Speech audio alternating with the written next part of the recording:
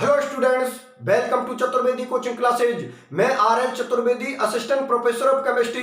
तो स्टूडेंट्स, आज के इस लेक्चर में मैं आप लोगों के सामने डिस्कशन करूंगा मुक्त मूलक प्रतिस्थापन अभिक्रियाओं के बारे में, मतलब फ्री रेडिकल सब्स्टिट्यूशन रिएक्शनों के बारे में। और आज के इस लेक्चर में इस रिएक्शन को मैं आप लोगों के लिए बिल्कुल कंप्लीट करवा दूंगा। देखो, मैं आप लोगों के लिए बता देता हूं, ये जो मुक्त मूलक प्रतिस्थापन अभिक्रियाएं होती हैं, अर्थात फ्री रेडिकल सब्स्टिट्यूशन रिएक्शन होती हैं, ये या तो सूर्य के प्रकाश की उपस्थिति में होती है, मतलब या तो सनलाइट की प्रेजेंस में होती है, या फिर ये कार्बनिक पेरोक्साइड की उपस्थिति में होती है। बात मेरी आप लोग समझ में आ गई ना? एक बार फिर से मैं आप लोगों के लिए बता देता हूं, ये जो मुक्त मूलक प्रतिस्थापन अभिक्रियाएं होती हैं, ये सनलाइट की उपस्थिति में होती है या फिर कार्बनिक पेरोक्साइड की उपस्थिति में होती है। ठीक है ना? इन अभिक्रियाओं का एक एग्जांपल ले रहा हूं मैं आप लोगों के सामने, मेथेन का क्लोरीनीकरण। ठीक है ना? मेथेन का क्लोरीनीकरण जो आप लोगों की अभिक्रिया है, वो मुक्त मूलक प्रतिस्थापन अभिक्रिया है। तो सबसे पहले तो मैं आप लोगों के सामने रिएक्शन को शो कर देता हूं। रिएक्शन को शो करने के बाद फिर मैं उसकी मैकेनिज्म बता दूंगा। मैकेनिज्म कंप्लीट होते ही ये मुक्त मूलक प्रतिस्थापन अभिक्रियाएं भी आप लोगों की कंप्लीट हो जाएंगी। तो देखो, मैं यहां पर आप लोगों को सामने शो कर देता हूं मुक्त मूलक प्रतिस्थापन अभिक्रियाओं का जो मैं एग्जांपल ले रहा हूं, वो मैं एग्जांपल ले रहा हूं मेथेन का क्लोरीनीकरण। ठीक है ना? यहां पर रिएक्शन ले रहा हूं मैं आप लोगों के सामने मेथेन का क्लोरीनीकरण। मेथेन का क्लोरीनीकरण मतलब क्लोरीनेशन। चलो ठीक है। अब देखो, इसमें मेथेन का क्लोरीनीकरण करवा रहे हैं, तो यहां पर मैं किसको लिख देता हूं? मेथेन को लिख देता हूं। ठीक है ना? यहां पर मैं किसको लिख देता हूं? मेथेन को लिख देता हूं। और उसका मैं क्या करवा रहा हूं? क्लोरीनेशन करवा रहा हूं। अब आप लोगों को पता है, अभी मैंने आप लोगों के लिए क्या बात बताई है कि जो मुक्त मूलक प्रतिस्थापन अभिक्रियाएं होती हैं, या तो वो सनलाइट की प्रेजेंस में होती है या फिर वो कार्बनिक पेरोक्साइड की उपस्थिति में होती है। तो यहां पर मैं सनलाइट को शो कर देता हूं, यहां पर लिख देता हूं HNu। ठीक है ना? और उसकी रिएक्शन किससे करवा देता हूं? Cl2 से करवा देता हूं। मतलब मेथेन का मैं क्या करवा रहा हूं? क्लोरीनीकरण करवा रहा हूं, क्लोरीनेशन करवा रहा हूं। अब क्लोरीनीकरण में क्या होता है कि जिससे भी आप रिएक्शन करवा रहे हो उससे क्लोरीन जुड़ जाएगी। तो आप लोगों को पता है कि हमारी रिएक्शन कौन सी चल रही है? प्रतिस्थापन अभिक्रिया, मतलब सब्स्टिट्यूशन रिएक्शन है। तो इसमें क्या होगा? ये चारों हाइड्रोजन परमाणु आप लोगों के हट जाएंगे और इनकी जगह पर 4 क्लोरीन परमाणु आ जाएंगे। तो मैं Cl2 की रिएक्शन इस मेथेन से तब तक करवाता रहूंगा जब तक कि पूरे हाइड्रोजन एटम नहीं हट जाते और उनकी जगह पर क्लोरीन एटम नहीं आ जाते। तो देखते चलो आप लोग। ठीक है ना? यहां पर जैसे मैं Cl2 से रिएक्शन करवाऊंगा इस मेथेन की, तो देखो यहां पर कितने Cl है? 2 Cl है। एक Cl यहां से हाइड्रोजन को लेकर निकल जाएगा और एक Cl किससे जुड़ जाएगा? CH3 से जुड़ जाएगा। तो यहां पर बन जाएगा आप लोगों का CH3Cl। ठीक है ना? और माइनस HCl आप लोगों का बाहर निकल गया। नाम लिखते चलो, इसका नाम क्या है? मेथेन। ठीक है ना? इसका नाम कौन है? मेथेन। और इसका नाम है क्लोरोमेथेन। ठीक है ना? इसका नाम क्या है? क्लोरोमेथेन। चलो ठीक है। अब मैं फिर रिएक्शन करवाता हूं। देखो, ये रिएक्शन मुझे तब तक करवानी है Cl2 से जब तक कि यहां से पूरे हाइड्रोजन एटम नहीं हट जाते और उनकी जगह पर क्लोरीन एटम नहीं आ जाते। तो वही सनलाइट की प्रेजेंस में वही Cl2 से रिएक्शन करवाऊंगा, माइनस HCl आप लोगों का बाहर निकल जाएगा। अगला प्रोडक्ट बनेगा आप लोगों का CH2Cl2। ठीक है ना? इसको हम बोलेंगे डाइक्लोरोमेथेन। इसका नाम क्या है? डाइक्लोरोमेथेन। ठीक है ना? डाइक्लोरोमेथेन। अभी भी 2 हाइड्रोजन एटम है, तो फिर करवा दो Cl2 से रिएक्शन। तो देखो, फिर करवा देता हूं मैं आप लोगों के लिए यहां पर Cl2 से रिएक्शन। ठीक है ना? जैसे Cl2 से रिएक्शन करवाई तो फिर एक हाइड्रोजन एटम हट जाएगा जिसको क्लोरीन लेके निकल जाएगा और एक क्लोरीन यहां पर जुड़ जाएगा। तो यहां पर ले लेता हूं माइनस HCl और अगला प्रोडक्ट बनेगा वो बनेगा आप लोगों का CHCl3। इसका IUPAC नाम होता है ट्राइक्लोरोमेथेन। ठीक है ना? इसका IUPAC नाम क्या होता है? ट्राइक्लोरोमेथेन। और वैसे आप लोगों को पता CHCl3 को हम क्या बोलते हैं? क्लोरोफॉर्म बोलते हैं। ठीक है ना? ये इसका रूड नाम हो गया जिसको हम कॉमन नेम बोलते हैं। CHCl3 का जो IUPAC नाम होता है वो क्या होता है? ट्राइक्लोरोमेथेन। ठीक है ना? और कॉमन नेम या रूड नाम इसका क्या होता है? क्लोरोफॉर्म होता है। अब देखो, अभी भी यहां पर एक हाइड्रोजन एटम है, तो फिर करवा दो आप लोग Cl2 से रिएक्शन। ठीक है ना? तो फिर मैंने यहां पर किससे करवा दी? Cl2 से रिएक्शन करवा दी। तो वो ही होगा, यहां से माइनस HCl आप लोगों का बाहर निकल जाएगा और जो फाइनल प्रोडक्ट बनाए वो आप लोगों को क्या बना है? CCl4। इसका IUPAC नाम क्या होता है? टेट्राक्लोरोमेथेन। इसका IUPAC नाम क्या होता है? टेट्राक्लोरोमेथेन। ठीक है ना? और कॉमन नेम इसका क्या होता है? Carbon tetrachloride. कॉमन नेम या रूड नाम क्या होता है? Carbon tetrachloride. ठीक है ना? रूड नाम इसका क्या होता है, कार्बन टेट्राक्लोराइड। एक बार मैं फिर बता देता हूं आप लोगों के लिए, ध्यान से समझना। ये जो प्रतिस्थापन अभिक्रिया होती है, मतलब ये जो मुक्त मूलक प्रतिस्थापन अभिक्रिया होती है, इन अभिक्रियाओं में क्या होता है कि ये अभिक्रिया या तो सनलाइट की प्रेजेंस में होती है या फिर कार्बनिक पेरोक्साइड R2O2 की प्रेजेंस में होती है, ठीक है ना। और मुक्त मूलक प्रतिस्थापन अभिक्रियाओं का मैंने यहां पर एक एग्जांपल लिया है, मेथेन का क्लोरीनकरण। अब आपको पता है कि प्रतिस्थापन अभिक्रिया चल रही है तो इसमें क्या होगा, एक समूह हटेगा उसकी जगह पर कोई दूसरा समूह आ जाएगा, मतलब एक ग्रुप हटेगा उसकी जगह पर कोई दूसरा ग्रुप आ जाएगा। तो यहां पर कार्बन की रिएक्शन में Cl2 से करवाता हूं, तो ये Cl2 से रिएक्शन इसकी तब तक करवाऊंगा जब तक कि यहां से पूरे हाइड्रोजन एटम ना हट जाते और उनकी जगह पर क्लोरीन एटम नहीं आ जाते।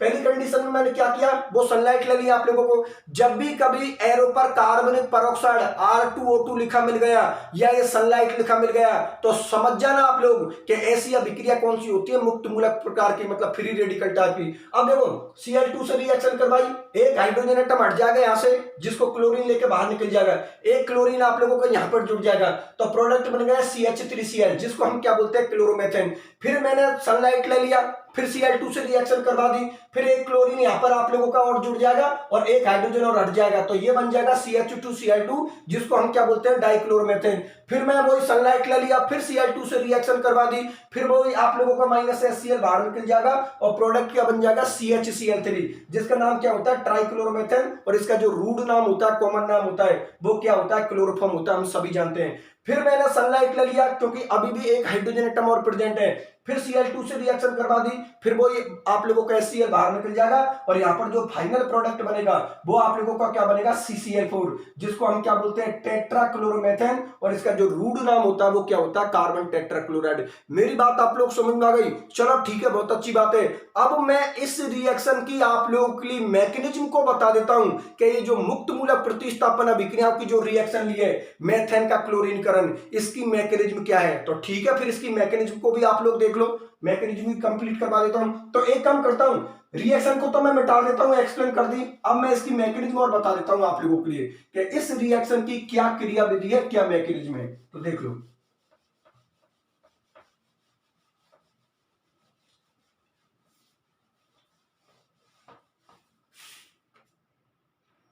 तो देखो इस रिएक्शन की जो मैकेनिज्म होती है वो 3 स्टेपों में कंप्लीट होती है। मैं तीनों स्टेपों को आप लोगों को सामने लिख देता हूं, ठीक है ना। इस रिएक्शन की जो मैकेनिज्म होती है वो 3 स्टेपों में क्लियर होती है। तो मैं यहां पर ले रहा हूं स्टेप फर्स्ट, ठीक है ना, स्टेप फर्स्ट को ले रहा हूं। स्टेप फर्स्ट जो आप लोगों का होता है वो अभिक्रिया को स्टार्ट करता है, इसलिए इसको हम क्या बोलते हैं, अभिक्रिया को अभिक्रिया को प्रारंभ करने वाला पद, अभिक्रिया को प्रारंभ करने वाला पद, अभिक्रिया को प्रारंभ करने वाला पद, मतलब ये रिएक्शन को स्टार्ट करता है, ठीक है ना। ये जो स्टेप फर्स्ट होता है ये रिएक्शन को स्टार्ट कर देता है। तो रिएक्शन को स्टार्ट किस तरीके से हो गए, यहां पर मैं किसको लिख देता हूं, Cl2 मॉलिक्यूल्स को लिख देता हूं खोल के। अब आप लोगों को पता है कि यहां पर इस सहसंयोजक बंध से इधर भी क्लोरीन जुड़ा हुआ है, इधर भी क्लोरीन जुड़ा हुआ है, ठीक है ना। तो यहां पर क्या होगा, बंध के इलेक्ट्रॉनों का बंटवारा होगा, एक इलेक्ट्रॉन को लेकर ये Cl हो गए अलग, एक इलेक्ट्रॉन को ये Cl हो गए अलग, ठीक है ना। तो यहां पर जो स्पीसीज बनेगी उस स्पीसीज को हम क्या बोलते हैं, मुक्त मूलक, मतलब फ्री रेडिकल, क्योंकि दोनों Cl एक एक इलेक्ट्रॉन लेकर सेपरेट हो गए, तो बनने वाली स्पीसीज को हम क्या बोलते हैं, फ्री रेडिकल, ठीक है ना। बनने वाली स्पीसीज को हम क्या बोलते हैं, फ्री रेडिकल। तो ये तो आप लोगों का पहला स्टेप हो गया जिसमें रिएक्शन आप लोगों की स्टार्ट हो गई। अब जो स्टेप आप लोगों का सेकंड होगा, ठीक है ना, ये रिएक्शन की प्रोग्रेस करेगा, इसलिए इसको हम क्या बोलते हैं, अभिक्रिया को जारी रखने वाला पद। ये जो आप लोगों के स्टेप सेकंड है इसका नाम है अभिक्रिया को जारी रखने वाला पद, ठीक है ना। अभिक्रिया को जारी रखने वाला, अभिक्रिया को जारी रखने वाला पद, ठीक है ना। मतलब इस स्टेप में रिएक्शन की प्रोग्रेस होती है। तो इधर देखिए, ठीक है ना, एक एक स्टेप को ध्यान से समझते चलो। यहां पर जो आप लोगों का ये Cl रेडिकल है, ठीक है ना, Cl रेडिकल आप लोगों का यहां पर आ जाएगा और ये रिएक्शन किससे करेगा, CH4 के मॉलिक्यूल से, ठीक है ना। तो यहां पर जो आप लोगों का प्रोडक्ट बनेगा वो CH3Cl बनेगा और यहां पर आप लोगों का ये क्या बन जाएगा, H रेडिकल बन जाएगा, ठीक है ना। आप लोगों का क्या बन जाएगा, H रेडिकल। ये H रेडिकल किसके साथ रिएक्शन करेगा, Cl2 के साथ, ठीक है ना। ये H रेडिकल किसके साथ रिएक्शन करेगा, Cl2 के साथ। फिर वो 2 इलेक्ट्रॉनों को शो कर देता हूं, एक इलेक्ट्रॉन इलेक्ट्रॉन को लेकर ये Cl अलग हो गया, एक इलेक्ट्रॉन को लेकर ये Cl अलग हो गया। तो देखो यहाँ पर क्या बनेगा आप लोगों का, क्या बन गया, HCl बन गया और एक क्लोरीन रेडिकल और बन गया आप लोगों का, ठीक है ना। ये आप लोगों का स्टेप सेकंड हो गया।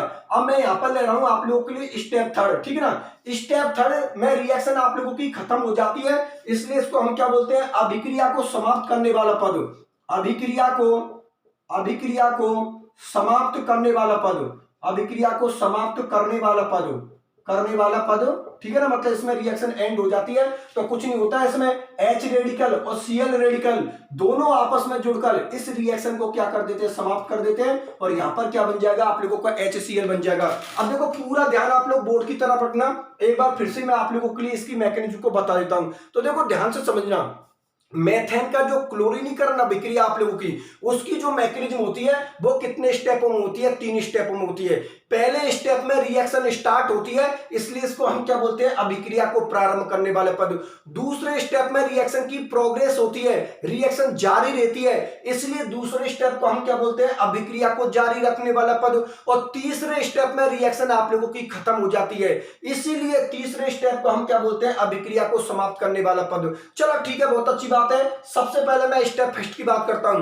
तो स्टेप फर्स्ट में आप लोगों की रिएक्शन स्टार्ट हो जाएगी, ठीक है ना, इसलिए इसको हम क्या बोलते हैं, अभिक्रिया को प्रारंभ करने वाला पद। इसमें क्या होगा, जो आप लोगों का Cl2 मॉलिक्यूल्स है, मैंने खोल के लिख दिया। अब देखो ये सहसंयोजक बंध है, मतलब आप लोगों का कोवेलेंट बॉन्ड है, इधर भी आप लोगों का Cl जुड़ा हुआ है, इधर भी Cl जुड़ा हुआ है। दोनों Cl की विद्युत ऋणता क्या होती है, बराबर होती है, मतलब इलेक्ट्रोनेगेटिविटी सेम होती है।